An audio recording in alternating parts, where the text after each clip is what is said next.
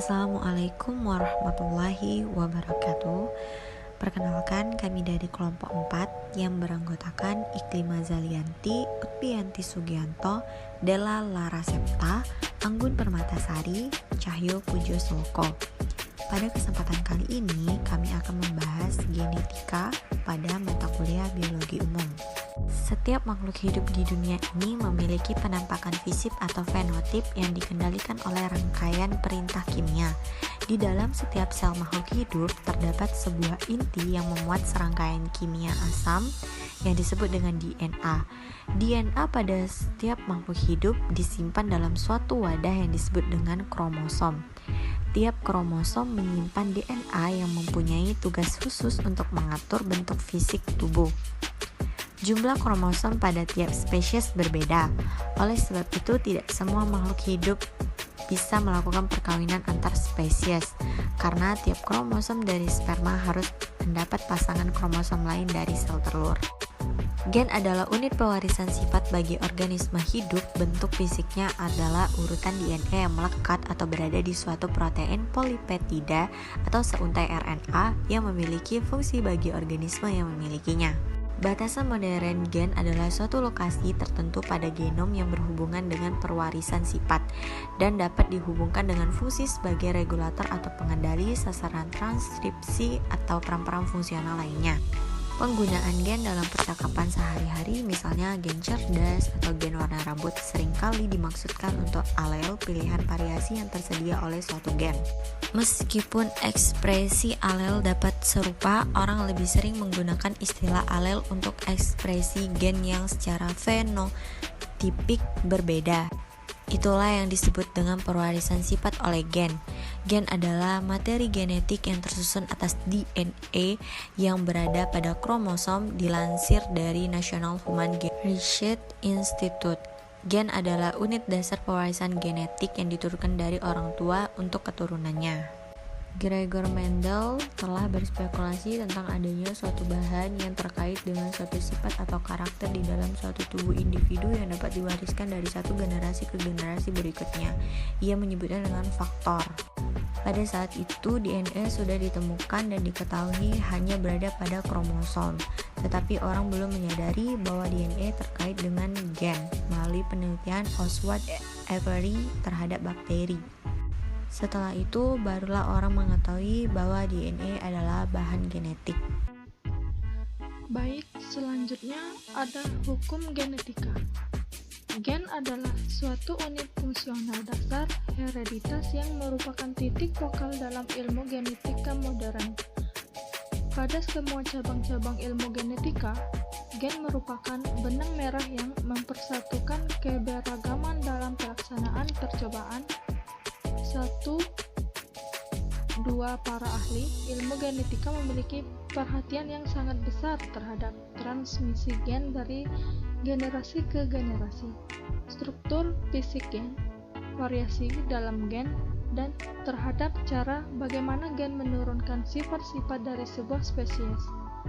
Genetika adalah suatu ilmu yang abstrak di mana umumnya dimulai dari rangkaian hipotesis dalam pikiran para ahli genetika dan kemudian diidentifikasi dalam bentuk fisik.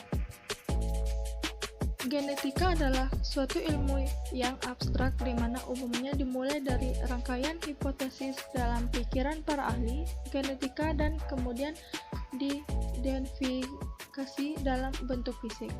Konsep gen, bukan kata gennya, pertama kali diperkenalkan pada tahun 1865 oleh Gregor Mendel. Setelah itu, tidak banyak kemajuan dalam memahami hereditas yang telah dilakukan. Gagasan yang sedang berlalu pada saat itu adalah sperma dan sel telur mengandung sebuah sampling atau cuplikan intisari dari berbagai bagian pada tubuh induk, sehingga pada proses pembuahan, intisari ini bercampur entah bagaimana untuk membentuk sifat individu baru yang dihasilkan. Ide ini yang disebut blending inheritance atau keturunan campuran, disusun untuk menjelaskan fakta bahwa hasil keturunan biasanya menunjukkan beberapa sifat yang sama dengan kedua induknya. Namun, ada beberapa masalah yang dihasilkan dari ide ini. Satu di antaranya adalah hasil keturunan tidak selalu merupakan campuran antara sifat kedua induknya. Usaha untuk mengembangkan dan meningkatkan teori ini tidak mengarahkan pada pengertian yang lebih baik tentang hereditas 1, 2, 3. Kemudian sebagai hasil dari penelitiannya terdapat tanaman kacang polong.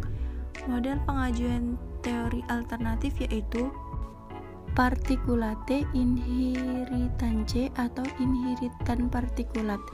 Menurut teori model, karakter-karakter ditentukan oleh unit yang mempunyai ciri tersendiri yang diturunkan secara utuh ke generasi berikutnya.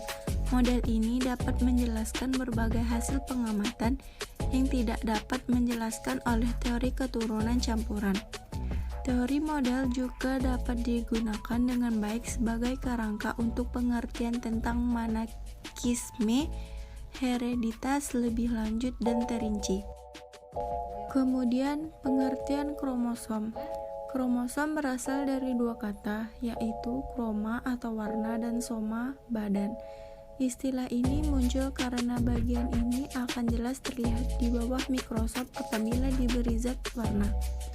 Kromosom terletak di dalam nukleus atau inti sel. Inti sel tubuh dan inti sel kelamin suatu organisme mempunyai jumlah yang berbeda.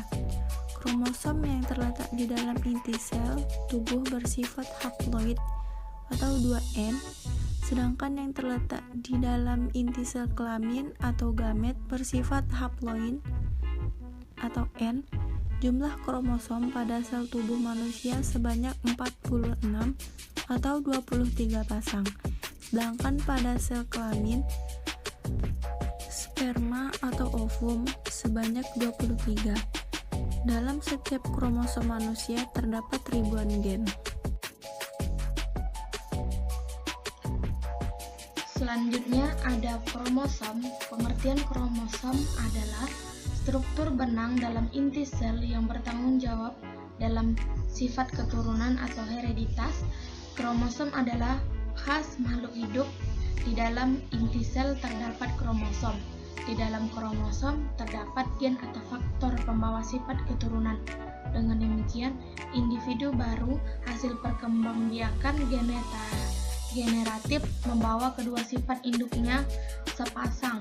Kromosom adalah homolog sesamanya, artinya mengandung locus gen-gen yang bersesuaian yang disebut alela. Selanjutnya, lokus adalah lokasi yang diperuntukkan bagi gen dalam kromosom. Alel ganda atau multiple alleles adalah adanya lebih dari satu alel pada lokus yang sama. Dikenal dua macam kromosom, yaitu yang pertama ada kromosom badan atau autosom. Kromosom tubuh atau autosom adalah kromosom yang tidak menentukan jenis kelamin berjumlah 2n-2 pada manusia. Jumlah autosom pada setiap sel tubuh sebanyak 44 atau 22 pasang. Yang kedua ada kromosom kelamin atau kromosom seks atau gonosom. Kromosom kelamin, seks atau gonosom adalah kromosom yang menentukan jenis kelamin berjumlah sepasang. Kromosom kelamin pada wanita XX sedangkan laki-laki pada XY. Selanjutnya ada DNA. Pada setiap makhluk hidup disimpan dalam suatu wadah yang disebut kromosom. Tiap kromosom menyimpan DNA yang mempunyai tugas khusus untuk mengatur bentuk fisik tubuh. Jumlah kromosom pada setiap spesies berbeda. Oleh sebab itu, tidak semua makhluk hidup bisa melakukan perkawinan antar spesies, karena setiap kromosom dari spesies harus pasangan kromosom lain dari sel telur. Walaupun jumlah kromosom sama, belum tentu perkawinan berhasil. Ibarat kunci dan gembok, pasangan kromosom dari sperma dan sel telur harus identik. Kunci terbentuk bulat tidak dapat dimasukkan ke lubang gembok yang berbentuk pipih. Inilah mengapa perkawinan antar spesies yang memiliki kromosom sama belum tentu berhasil. Kalaupun berhasil, biasanya akan menghasilkan mutasi yang menyebabkan cacat pada keturunan, kematian pada induk. Kesimpulannya adalah genetika adalah ilmu yang mempelajari tentang gen, struktur, proses pembentukan, dan pewarisannya, serta mempelajari mekanisme ekspresinya dalam mengendalikan sifat. Selain itu, dipelajari pula perubahan struktur gen akibat mutasi gen dan pengaruhnya serta konsekuensi terhadap struktur populasi gen. Sekian dari kami. Wassalamualaikum warahmatullahi wabarakatuh.